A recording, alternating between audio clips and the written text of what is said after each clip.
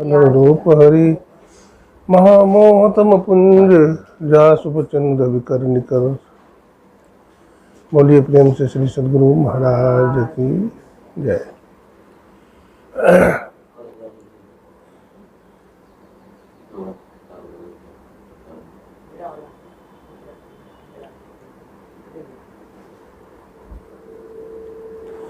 संसार का हर प्राणी, हर जीव आज चिंतित और भयातुर है। हर आदमी को भय है, हर आदमी को चिंता है। चाहे कोई भी हो, चाहे वैज्ञानिक हो, चाहे डॉक्टर हो, चाहे इंजीनियर हो, चाहे किसान हो, चाहे अमीर हो, चाहे गरीब हो, चाहे महात्मा ही क्यों न हो, धर्मगुरु क्यों न हो, हर व्यक्ति के जीवन में आज चिंता, भय सवार है। तो इसका कारण क्या है? ये चिंता और भय जो है हमारे जीवन से समाप्त नहीं होता। इसका कारण क्या है?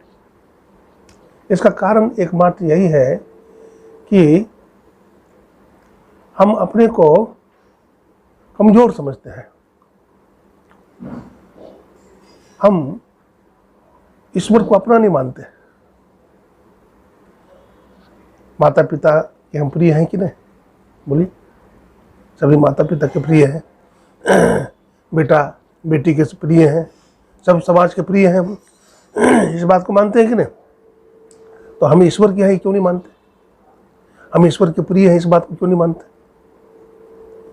हम लोग झूठा संबंध बना लेते हैं। जैसे मान लीजिए अपना बेटा की शादी करनी हो तो बैंड बजा करके किसी के लड़के को अपना बहू बना लेते हैं नहीं, और खर्चा भी करते हैं। लेकिन जो स्वतः हमारा ईश्वर है, परमात्मा है, जिसके हम स्वरूप हैं, उसको अपना नहीं मानते। यही कारण है कि हमें चिंता आती है, हमें भय आता है। यदि हम अपने को ये समझें हम संत के संतान हैं, हम ऋषि के संतान हैं, हम ईश्वर के संतान हैं, तो हमारे जीवन में फिर दुख नहीं आता है ना?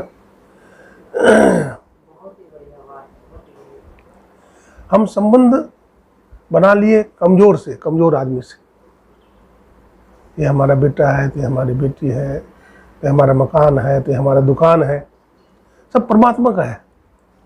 रामकृष्ण परमहंस जी महाराज एक जगह गए सत्संग करने के लिए। तो जिस घर में सत्संग करने के लिए गए, उस घर में गाय रखी हुई थी। तो गाय चराने वाला नौकर तक खिला रहा था, गाय को सानी खिला रहा था। तो गौ माता बछड़ा दी। तो नौकर क्या बोलता है? सेठ जी की गाय भी आई है। ये नहीं बोला मेरी गाय भी आई है, क्या बोला? सेठ जी की गाय भी आई है। रामकृष्ण परमहंस जी महाराज हंसने लगे, कहा देखो बहुत भक्त है, वो समझदार है। बोला क्यों, कैसे समझदार है? ठीक है, तो बोला सेठ जी की गाय भी आई है। तो देखो भाई, वो ये भी कह सकता था हमारी गाय भी आई है, लेकिन ऐसा नहीं कहा। बोला ऐसा बोलने से फ़ायदा क्या है? बोला फ़ायदा है, सेठ जी की गाय है तो मरेगी, तो किसकी गाय मरेगी? सेठ जी की गाय मरेगी। हमारी गाय भी आई, हम कहेंगे तो हमारी गाय मरेगी, तो हमको दुख होगा। अपना कुछ नहीं मानो, सब ईश्वर को मानो, सब परमात्मा को मानो, और चार्ज हो जाओ। सुबह में भगवान का भजन करके, ध्यान लगा करके चार्ज हो जाओ। वैज्ञानिक लोग बोलते हैं मनुष्य के शरीर में जानते कितनी कोशिका है? मनुष्य के शरीर में 96 करोड़ कुछ लाख कोशिका है ना? यानी लगभग 8 अरब कोशिका है मनुष्य के शरीर में, और सब कोशिका में संचालित है, सब कोशिका काम करते हुए तो जिंदा है। तो सब कोशिका में एनर्जी, ताकत कहाँ से आता है? कहाँ से आता है? बोलिए, कहाँ से आता है? आत्मा से नहीं? आत्मा पावर हाउस है। हम पावर हाउस से जुड़ जाए, परमात्मा से जुड़ जाए, है ना? आत्मा कहिए, परमात्मा कहिए, बात बराबर है ना? आत्मा सुप्रीम पावर है, जो सबका हेड है ना? जो सब जगह रहता है, वो कभी मरता नहीं है। शरीर बूढ़ा होता है, शरीर की अवस्था बदलती है, लेकिन आत्मा नहीं बदलती। आत्मा एक ही जैसा रहता है। एक ज्ञान हो जाने से फिर ना हमारे पास भय रहेगा, ना हमारे पास चिंता, हमारा कुछ है ही नहीं। इस बात का अभ्यास करने की ज़रूरत है। बार बार इस बात का अभ्यास करेंगे तो हम मजबूत हो जाएंगे। बार बार संसार का चिंतन करेंगे, शरीर का चिंतन करेंगे तो हम बीमार हो जाएंगे। बीमारी दो रूपों में है, तन का रोगी और मन का रोगी, है ना। तन का रोगी है, कोई तन का रोगी है तो कोई मन का रोगी। ये रोग शरीर में आ रहा है और सबको एनर्जी कहाँ से मिलती है? आत्मा से। हम आत्मा है, हम शरीर नहीं है, हम मन नहीं है, हम बुद्धि नहीं है। अगर ये ज्ञान हो गया तो हम ईश्वर हो गए, ईश्वर का स्वरूप हो गए। इसलिए भजन करना चाहिए। भजन करेंगे मजबूत हो जाएंगे। एक कहानी में कहता हूँ, एक बार की बात है, एक संत अपने शिष्य के साथ जंगल से गुजर रहे थे। तो शाम का समय हो गया, तो महात्मा जी का संध्या का समय हो गया, ध्यान पूजा का। तो महात्मा जी ने सोचा चलो इसी सरोवर में स्नान करके और यहीं पर संध्या वंदना कर लेंगे। तो सरोवर के किनारे महात्मा जी का आसन बिछाया गया। महात्मा जी ने स्नान किया, अपने आसन पर बैठ कर ध्यानस्थ हो गए। बियाबान जंगल है। उनका शिष्य भी वहीं पर ध्यान करने के लिए बैठ गया पीछे में। इतने में क्या होता है, शेर दहाड़ा, और शेर दहाड़ा तो चलवा भाग गया। कहाँ? गाछ पर।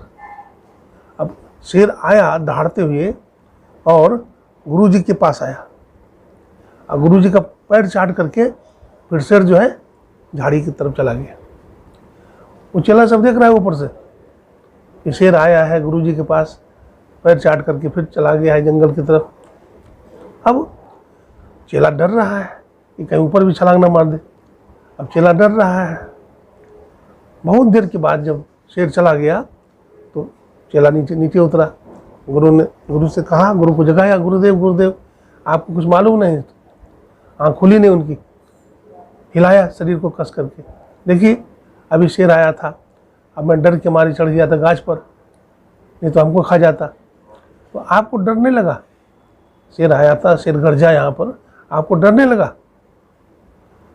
तो इतने में गुरुजी क्या करते हैं, मच्छर है जंगल में, गमछी से मच्छर को झाड़ने लगते हैं। गुरुजी भागने लगते हैं। कहा, गुरुजी आप भागे जा रहे हैं, आप हद कर दिए, आप जुल्म कर दिए। शेर आया था अभी, शेर गरजा, आप भागे नहीं, एक मच्छर के डर से आप भागे जा रहे हैं। गुरुजी ने कहा, बेटा तू समझा नहीं। अरे जिस समय ध्यान कर रहा था उस समय ईश्वर के संग में मैं था, अभी हमारे ईश्वर का संग नहीं, तुम्हारे संग हो गया है, इसलिए मैं मच्छर से डर रहा हूँ। जिस समय ध्यान कर रहा था तो भगवान से जुड़ा हुआ था, इसलिए शेर से भी डर नहीं लगा था। समझ में आती है बात? हम ईश्वर से जुड़े, है ना। हम दुनिया से नहीं जुड़े। दुनिया से जुड़ेंगे तो मछली बन जाएंगे। ईश्वर से जुड़िए, परम पिता। गुरुदेव कहते हैं, साधो परम पिता निज चिन्हो, कहते संतन हितकारी, है ना। वो परम पिता जो परमात्मा है उसको पहचानिए कि कौन है, उसको पहचान लीजिएगा, आप भी उसी रूप में हो जाइएगा। चिंता, भय, डर सब समाप्त हो जाएगा, है ना। अनासक्ति का भाव हो, हम आसक्त चिपके हुए न रहें। घर में, परिवार में, समाज में, फैक्ट्री से, कारखाना से, किसी से चिपके नहीं, सब कुछ झाड़ करके रखिए। हम सब से अलग हैं। वेदांतिक लोग बोलते हैं, मेरा सतचित आनंद रूप कोई जाने रे, मेरा सतचित आनंद रूप कोई जाने रे। पांच तत्व से मैं हूँ न्यारा। पांच तत्व हम हैं, न हम पृथ्वी है, न हम जल है, न हम वायु है, न अग्नि है, न आकाश है, कुछ है। पांच तत्व से मैं हूँ न्यारा, तीन गुणों से मैं हूँ न्यारा। तीन गुण क्या है? सतोगुण, तमोगुण, रजोगुण। तीनों गुण भी हम नहीं है। मैं हूँ अद्वैत स्वरूप कोई जाने रे। मैं क्या हूँ? कहते अद्वैत स्वरूप हूँ, लेकिन इस बात को कोई जानता है। चांदों में भी तेज हमारा, सूरज में भी ओज हमारा। मैं हूँ आत्मरूप कोई जाने रे, मेरा सतचित आनंद रूप कोई कोई जाने रे। तो मैं कह रहा था हम किसी पराये को अपना बना लेते हैं बैंड बजा करके, नहीं 4 पैसा खर्चा करके बैंड बजा करके शादी कर लेते हैं तो वो आप उसको अपना मान लेते हैं हम। और परमपिता परमात्मा जो हमारे सब दिन से है, अनादिकाल से है, उसको पराया मानते हैं तो दुखी नहीं रहेंगे एकदम। कोई दुख को छोड़ा नहीं सकता। मानना है, मानने से सब कुछ है। नहीं मानो तो गंगा माँ हूँ, नहीं तो बहता पानी है। मानने में सब कुछ है। बोलते हैं ना, मान लिया ABC एक त्रिभुज है जिसमें AB बराबर BC BC बराबर AC। माना हुआ तो बात है। उसी तरह से हम परमात्मा के हैं, हम ईश्वर को के हैं, ऐसा मान लीजिएगा। जिस दिन मान लीजिएगा उस दिन मजबूत हो जाइएगा, और नहीं मानिएगा तो बकरी बने रहिए। बकरियाँ हम लोग को खा रही है। हाँ, एक किसान था, ठीक है, तो किसान अगहन का महीना था और किसान जो है रस्सी बांट रहा था, और रस्सी बांट रहा था किसान। अब बोझा ढोएंगे तो अब वो खड़ा हो गया। किसान सोचता है अब रस्सी समेट लेंगे, तो पीछे मुड़ के देखता है तो रस्सी नहीं है। बोला अरे इतना देर से मैं रस्सी बांट रहा था, रस्सी नहीं है। बोला अरे बकरी आई थी आगे चली गई, इंद्रियां बकरी है, ये हमको खा रही है, मजबूत बनिए जरा। हाँ, लक्ष्मण जी ने कहा था जब धनुष यज्ञ में गया था ना लक्ष्मण जी, तो कोई धनुष नहीं तोड़ पाया, हिला भी नहीं पाया। तो जनक जी महाराज, माता सुनैना रोने लगे, कितना कठिन व्रत मैंने क्यों लिया, जो इसको तोड़ेगा उसे से जान के कभी हुआ होगा। ये दुनिया तो बकरी है, कमज़ोर है, निर्बल है ना, यहाँ कोई भी वीर नहीं है। लक्ष्मण जी को आग लग गई। लक्ष्मण जी को गुस्सा आ गया। बोला किसके सामने जनक तुम ऐसी बात बोल रहे हो? ये धरती वीरों से रहित हो गई, ये राजा वीरों से रहित हो गया, ये तुम्हारा धनुष सड़ा हुआ क्या है? इस धनुष को मूली गाजर की तरह तोड़ करके आसमान में फेंक दूं और नीचे भी न गिरे। देखिए छत्तू जाग गया, शक्ति जाग गई। हम सिंह हैं, हम परमात्मा के संतान हैं, हम ऋषि के संतान हैं। अपने को बीमार मत समझिए, झाड़ के फेंक दीजिए बीमारी को, ठीक है। बढ़िया पानी पीजिए शुद्ध, बढ़िया जो रुचि ऐसा भोजन कीजिए और भजन कीजिए न साहब। लेकिन सब बीमारी भागा भी लगता है, बहुत बीमारी भाग गई हमको। 8-10 दिन फिर कभी बीमारी भाग गया, हाँ 10 दिन में भाग गया। और रोज सुनिएगा तो क्या होगा, रोज ध्यान करिएगा तो क्या होगा, एकदम निर्भीक हो जाइएगा। हाँ, इसलिए जरा सा प्रसन्न भी रहना चाहिए, कभी हंसना भी चाहिए, हमेशा रोते नहीं रहना चाहिए। हाय फैक्ट्री, हाय फैक्ट्री, हाय बिजनेस, हाय बिजनेस, हाय व्यापार, सब कुछ। अरे गरीब से गरीब आदमी हंसता है, गाता है, झूमता है, बेचारा कल खाएगा क्या कुछ ठिकाना नहीं है। हाँ, 4 को भजन गाता है और कितना ताकत है उसको शरीर में। हमको इतना सब कुछ भगवान ने दिया है, हम परेशान हैं झूठ मूठ, ज्ञान के अभाव में परेशान है, ठीक है। हाँ, कुछ नहीं है। हाँ, ये वो कहानी कहते हैं, ध्यान से सुनिए। होली का समय था, तो बच्चा सब रंग खेलता है ना, तो वो एक लोटा में रंग रख दिया था। बच्चा है खेलेंगे रंग, तो पलंग के नीचे में रख दिया था। और उसका बाप जो है सुबह उठ करके शौचालय गया, तो पुराना जमाना, तो लोटा लेके जाता था, तो लोटा ले लिया और चला गया शौच। अब पानी से जब एक किया, प्रक्षालन किया, तो दिखता क्या है, अरे ये तो खून है, ये तो हमारा सारा खून गया, वहीं गिर गया, वो बेहोश हो गया। अंत में देखा कि पिताजी आए नहीं, गया वहाँ देखने के लिए, तो बोलता है पिताजी तो गिरे पड़े हैं, करा रहे हैं। पिताजी क्या हुआ? बोला बेटा सब खून गिर गया आज सब खून गिर गया। जब बाप आया वहाँ से, तो बेटा सब आया, डॉक्टर को बुलाया, तो कहा ब्लड प्रेशर ठीक है और सब नब्ज ठीक ही चल रहा है, कोई तरह का दिक्कत नहीं है, कोई बीमारी नहीं। आखिर बात क्या है? तो डॉक्टर ने पूछा, डॉक्टर तो बुद्धिमान होता है, डॉक्टर ने पूछा कि सेठ जी क्या बात है, क्या दिक्कत हो रही है आपको? बोला देखिए ना, सुबह में शौचालय गया तो पूरा खून हमारा निकल गया शरीर से, पूरा खून निकल गया। बोला हाँ, तो लड़का वहीं था और उसका पोता भी वहीं था। तो पुतवा कहता है हमारा रंग कहाँ रख लो पापा, करके तोरा रंग तो हमारे पप्पा रंग कहाँ रख लो, रंग खेलवे, छोटका बचवा बोलता है। तो बाप को डाउट हुआ, ये पिताजी आप जो बोलते हैं पूरा खून निकल गया, कहाँ से पानी लाए थे? बोला पलंग के नीचे जो लोटा रखा हुआ था, हाथ तेरा के, वो तो रंग घोल के रखा था बचवा खेलने के लिए। देखिए आप कहते हैं कि सारा खून निकल गया, अब कोई बीमारी है उसको? टन है, टन है, कोई बीमारी नहीं। तो वही बात आदमी को हो गया है, आदमी को वही बात हो गया है, आदमी घबरा गया है। एकदम घबराना नहीं है, वीर बनना है। आओ वीरू मर्द बनो, अब जेल तुम्हें तजना होगा, अब मन निग्रह के समर्चित में सन्मुख से डटना होगा। मजबूत बनना है थोड़ा सा, है ना? हाँ, मजबूत बनना है। और मजबूत कौन बनेगा? जो साहसी होगा, है ना, जिसको धर्म कर्म का ज्ञान होगा। जिसको धर्म कर्म का ज्ञान नहीं है, होटल में खाया, मांस खा लिया, मछली खा लिया और रुमाल को ऐसे ऐसे पोंछ करके पॉकेट में रख दिया, उसका फिर भजन बनेगा? वो जानवर है ना?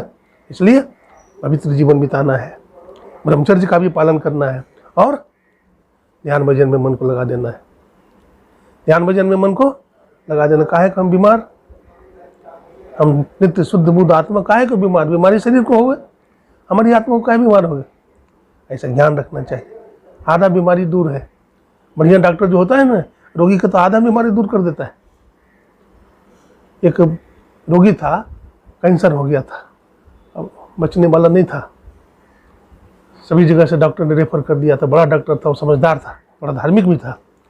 तो वो डॉक्टर जब देखा ना ये सब रिपोर्ट तो डांटा, बोला बेवकूफ़, तुम लोग केवल झूठ मूठ डॉक्टरों के चक्कर में पड़े रहे हो, कुछ ज्ञान बयान है नहीं, और इसको कैंसर है, नहीं मरेगा, ये नहीं मरेगा, इसको कुछ भी नहीं है।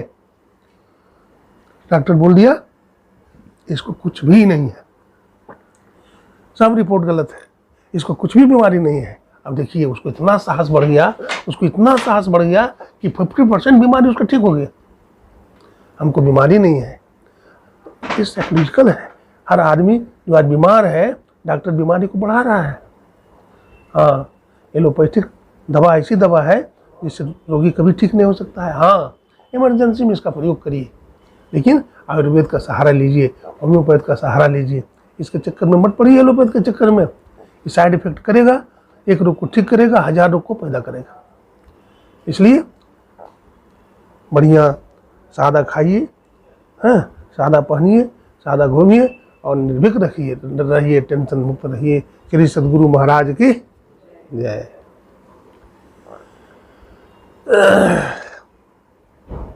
भजन आतुरी कीजिए और बात में देर, और बात में देर जगत में। बार बार नहीं आओ यहाँ, अभी चलो, अभी नहीं आओ यहाँ, बाद में आना, प्रवचन के टाइम में सामने नहीं आओ।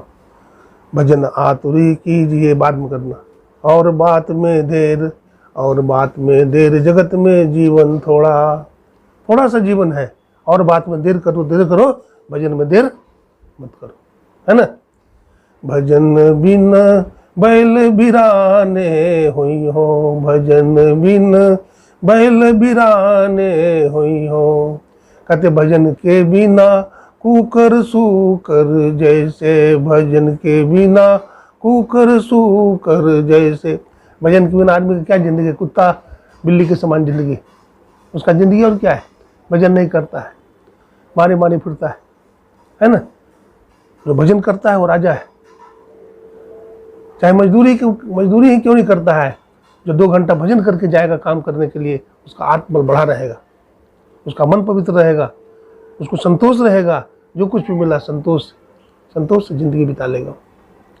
कितना हो जाएगा यदि भजन से हीन आदमी है ना, इंद्रिया लोलुप आदमी है, बीमार रहेगा, वो अस्वस्थ रहेगा, कभी सुखी नहीं रहेगा।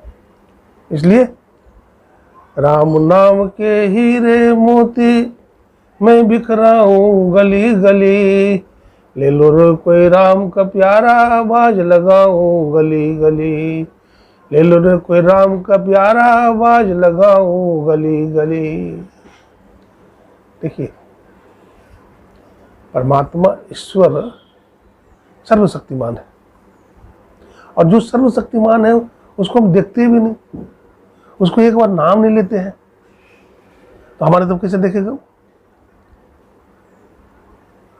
वो सर्वशक्तिमान जो परम पिता है, हालांकि उसको हम भजें चाहे नहीं भजें, वो सबको देखता है।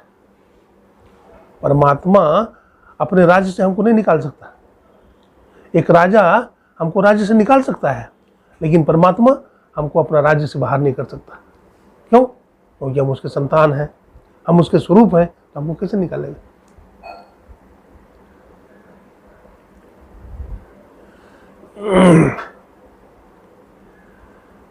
प्राचीन काल में राजा महाराजा धार्मिक होता था, उसी को राजा बनाया जाता था जिसमें धर्म कर्म हो। लेकिन हाँ, कोई कोई राजा ऐसा बन गया है जो बाप को जेल में डाल दिया है, जबरदस्ती बन गया है, जैसे दुर्योधन, जैसे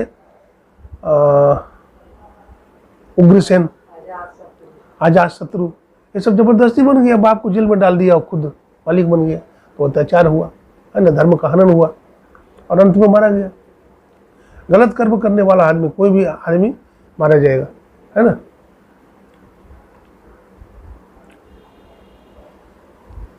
भगवान श्री कृष्ण गीता में कहते हैं, भगवान कृष्ण से अर्जुन ने पूछा है कि प्रभु दैवीय संपत्ति बताइए, देवताओं का क्या गुण है और आसुरी प्रकृति के जो जीव है उसका क्या गुण है। भगवान श्री कृष्ण कहते हैं 16वां अध्याय के पहला श्लोक में भगवान बोलते हैं, अभयम सत्व संशुद्धिर ज्ञान योग व्यवस्थिति दानम दमस्य यज्ञश्च स्वाध्यायस्तप आर्जवम। अभयम, निर्भय हो जाना, ये देवताओं का लक्षण है। डरेगा नहीं, देवता लोग नहीं डरेगा। सत्य बोलेगा, ज्ञान योग, हमेशा सत्संग करेगा, दान करेगा, दमन करेगा, इंद्रियों को काबू में रखेगा, यज्ञश्च, यज्ञ करेगा, अहिंसा, जीव को नहीं मारेगा, जीव को मारकर नहीं खाएगा, सत्यम, हमेशा झूठ नहीं बोलेगा, अक्रोध, क्रोध नहीं करेगा, अहिंसा, सत्य, क्रोध, शांतिरेव पैशनम, हमेशा शांत रहेगा, दया, भूतेश्वर लोलुप्तम, जीवों पर दया करने वाला होगा, दयावान होगा। गोस्वामी तुलसीदास जी महाराज कहते हैं, तेरे दया धर्म नहीं तन में, मुखड़ा क्या देखे दर्पण में। गोस्वामी जी लिखते हैं, दया धर्म का मूल है, पाप मूल अभिमान, तुलसी दया न छोड़िए जब लगी घट में प्राण। दया धर्म का मूल है। धर्म का मूल क्या है? दया। एक आदमी ने कहा गुरु महाराज से, हे गुरुदेव दया कीजिए, दया कीजिए। तो गुरु महाराज ने कहा, भाई दया को उल्टा क्या होता है बोलो तो? दया को उल्टा क्या होता है? याद करिएगा तो दया होगी, और याद नहीं करिएगा तो दया कहाँ से होगी? याद करिए। इसलिए सुबह उठ करके भजिए, जब भी मौका मिले तब ध्यान कीजिए, कीर्तन कीजिए भगवान का, तो दया होती रहेगी। हाँ। अब पाप मूल अभिमान, पाप क्या है? अभिमान रूप पाप है। कहते तुलसी दया न छोड़िए, अपने जीवन में कभी भी दया से वंचित न रहो, दयावान होकर के रहो दुनिया में। जब घट में प्राण है तब तक दयावान होकर के इस संसार में रहना चाहिए।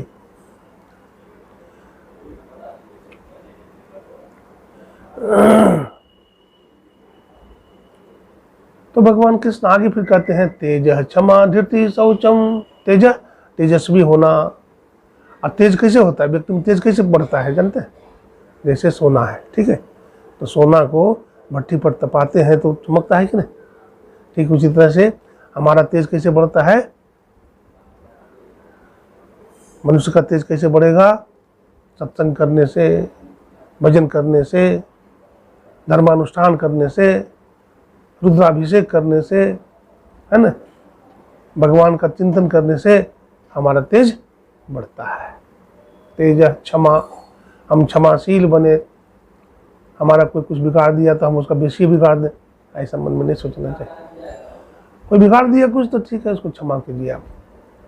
अगर मनुष्य है तो आप क्षमा कर देंगे, और यदि बदला लेना है तो आप फिर इंसान नहीं है ना। आप मनुष्य नहीं हैं, आप विवेकी नहीं हैं, आप ज्ञानवान नहीं हैं। तेज क्षमा धीरति, धीरति मतलब धैर्य, धैर्य रखिए। बिजनेस में, व्यापार में घाटा हो जाता है, लाभ भी हो जाता है, कभी घाटा हो जाता है। लाभा लाभो जिया, जो भगवान कृष्ण कहते हैं, लाभ हो गया तो ज़्यादा खुशहाली मत बनाइए, और नुकसान हो गया तो ज़्यादा चिंता भी मत करिए, क्योंकि रात के बाद दिन का नंबर है। हानि हो गया अब लाभ ही होगा, है कि नहीं? इसलिए घबराइए नहीं। बिजनेस में, व्यापार में, संसार में लाभ हानि होते रहता है, परवाह मत करिए। तेज क्षमा धीरति शौचम, शौचम कहते हैं शरीर की शुद्धि। शरीर की शुद्धि कैसे होती है? सुबह उठते हैं, शौच जाते हैं, कचरा बाहर निकल जाता है, मन प्रसन्न हो जाता है, स्नान करते हैं, पूजा पाठ करते हैं, है ना, मन में सात्विक विचार लाते हैं, ईश्वरीय शक्ति जीव में प्राप्त होती है। जो आदमी सुबह उठ करके भजन नहीं करेगा, सत्संग नहीं करेगा, दिन रात बिस्तर पर लोटा रहेगा, लाट टपक रहा है, बदबू आ रहा है शरीर से, प्राण वायु अपान वायु बाहर निकल रहे हैं, कितना नरक है। ये शरीर में नरक है, शरीर में नरक है, और शरीर में ब्रह्मलोक भी है। आप नरकवासी हैं कि ब्रह्मलोकवासी हैं, समझिए। इसलिए सुबह जगिए, स्नान करिए, क्रियाकर्म से निवृत्त होइए, थोड़ा ध्यान जरूर करिए, स्तुति विनती जरूर करिए, और अपना फैक्ट्री में जाइए तो वहाँ भी गुरु महाराज का चिंतन करते रहिए। बीच बीच में गुरु महाराज को देख लीजिए आंख बंद करके, ठीक है, या खुले खुले देख लीजिए, आपको पावर आता रहेगा। ये पंखा जो चल रही है, ये कैसे चल रही है? बिजली से। बिजली चली जाए तो पंखा बंद हो जाएगी। तो जैसे पंखा पावर हाउस से चल रही है, हम भी पावर हाउस से क्या करें? जुड़े। अब पावर हाउस से जब जुड़ जाएंगे, ऑटोमेटिक चलता रहेगा, चलता रहेगा। राजा जनक कितने बड़े राजा थे। सत्संग हो रहा था, सुखदेव मुनि सत्संग कर रहे थे, आग लग गई राज में। आया कहने के लिए, महाराज आग लग गया है, सब कुछ जल जाएगा। बोला 1/4 जल गया। थोड़ी देर में फिर दूसरा दूत आया, बोला आधा भाग जल गया, 3 भाग जल गया। बोला अब सत्संग खत्म होने वाला है, आप कब चलोगे? सब जल जाएगा तब। राजा जनक कहते हैं मेरा कुछ नहीं जलता, अरे जले मिथिला नगरी। हमारा क्या जलेगा साहब? मिथिला नगरी जल रही है, हम तो नित्य शुद्ध बुद्ध आत्मा है, हमारा क्या जलेगी? एक ज्ञान है, ये आत्मबोध है। इसी आत्मबोध को प्रत्यक्ष करना चाहिए, साक्षात्कार करना चाहिए, फिर जीवन के सब दुख कपूर हो जाते हैं, भाग जाते हैं। कपूर देखते हैं उड़ जाता है, नहीं उड़ जाता है? कपूर को जलाइए, सुगंध देख के कपूर उड़ जाएगा। कपूर से सीखिए। हाँ, हम भी अपने अंदर सुगंधी धारण करें, दुर्गंधी को बाहर निकालें और अपने अंदर खुशबू भरें। खुशबू परमात्मा में है, ईश्वर में है, वो खुशबू अपने अंदर भरिए। इस सत्संग के माध्यम से, ध्यान के माध्यम से, अच्छे कर्म के माध्यम से, अनासक्ति भाव के माध्यम से इसको भरिए और एकदम मजबूत बन जाइए।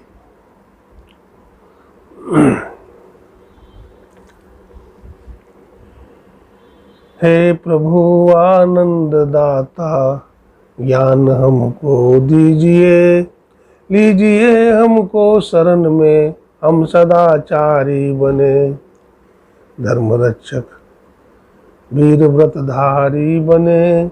हे प्रभु आनंद दाता, ज्ञान हमको दीजिए। हे प्रभु हमको ज्ञान दीजिए, शक्ति दीजिए, भक्ति दीजिए, ताकि मैं अच्छा कर्म करूं, बुरा कर्म, बुरी संगति से बच करके रहो। स्वामी रामतीर्थ जी महाराज बड़े पावरफुल व्यक्ति थे। स्वामी रामतीर्थ जापान में गए थे, प्रवचन उनका हुआ। लोगों ने कहा आपका मन नहीं भागता है? बोला हाँ, हमारा मन भागता है। रामतीर्थ कहते नहीं भागता है। क्यों भागेगा मन? बोला मन भाग जाता है तो क्या करते हो? बोला मन भागेगा तो शरीर को करासन तेल में डुबा देंगे, इसमें काठी मार देंगे, जला देंगे। हम सन्यासी हैं, मन क्यों भागेगा? देखिए मजबूती है, ये क्या है? मजबूती है। तन चला जाएगा तो क्या होगा? हम तन थोड़े हैं, शरीर में रहने वाला चेतन तत्व आत्मा है, तो कपड़ा है तो बदलता है। एक ज्ञान जब हो जाएगा स्थिर, तो फिर काहे को दुख होगा? हम शरीर नहीं है, हम मन नहीं है, इंद्रियां नहीं है, बुद्धि नहीं है, सबसे परे चेतन तत्व आत्मा है और चेतन तत्व आत्मा कभी मरता नहीं है, इसलिए हम भी अमर होंगे। इस तत्व का बराबर विचार करना चाहिए, बराबर चिंतन करना चाहिए, तो दुख फिर भाग जाता है। आइए एक भक्त की कहानी सुनाते हैं। एक बार की बात है, धन्ना भगत और संत तुकाराम जी महाराज, धन्ना भगत संत तुकाराम जी महाराज और एक महात्मा थे,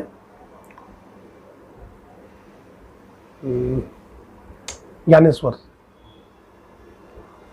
तो तीनों मिल गए एक मंदिर में, एक मंदिर में तीनों मिल गए, तुकाराम, ज्ञानेश्वर और क्या नाम बताया, धन्ना। तीनों मंदिर में भगवान की मूर्ति के सामने हाथ जोड़े बैठे हुए हैं। तुकाराम जी कहते हैं, हे प्रभु, हे भगवान, आपने हम पर बड़ी कृपा किया। आपने हमको जो धर्मपत्नी से संबंध बनाया वो बड़ी ही कर्कशी है। आपकी बड़ी कृपा है। अगर आप कर्कशी पत्नी नहीं देता तो हम आपका भजन नहीं कर पाते। इसलिए आपकी बड़ी मेहर है, आपकी बड़ी कृपा है कि हमारा मन पत्नी से विरक्त रहता है और आप में सदा लीन रहता है। अब ये बोलते हैं,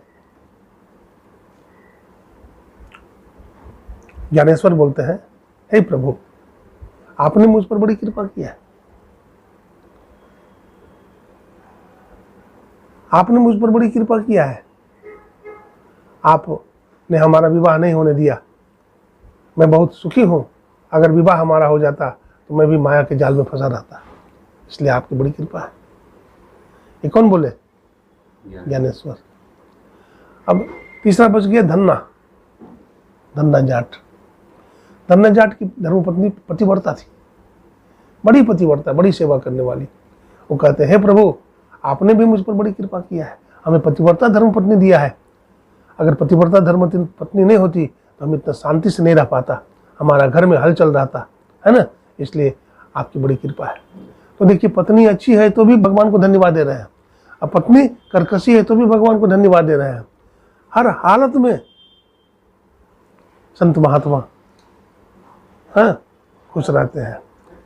हर हालत में खुश रहना चाहिए, हर हालत में प्रसन्न रहना चाहिए और परमात्मा का आशीर्वाद मानना चाहिए।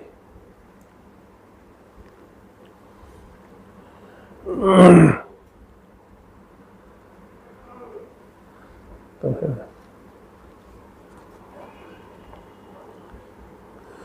गुरु महाराज का भजन बहुत सुंदर है।